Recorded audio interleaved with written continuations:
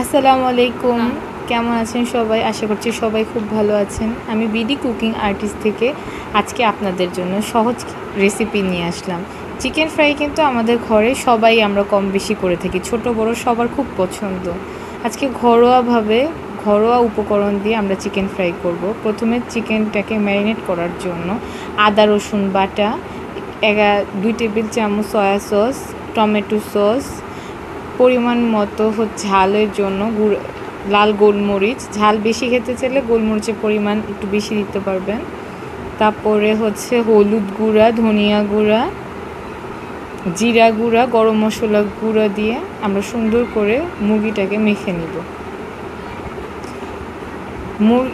স্বাদ মতো লবণ দিব, লবণের পরিমাণটা অল্পই রাখবো যেহেতু আমরা এখানে টমেটো সস ও সয়া সস ব্যবহার করেছি। তারপর এখানে একটু সুন্দর স্মেলের জন্য সরিষার তেল অ্যাড করব। চিকেনটাকে সুন্দর করে ম্যারিনেট করব। যেদিন খাবেন তার আগের দিন রাতে ম্যারিনেট করলে চিকেনটা বেশি মজা হবে খেতে, তাহলে চিকেনের মাংসগুলো খুব নরম থাকবে। আর এছাড়া যদি খুব তাড়াহুড়া থাকে তাহলে 1 ঘন্টা আগে ম্যারিনেট করে রাখলেই হবে।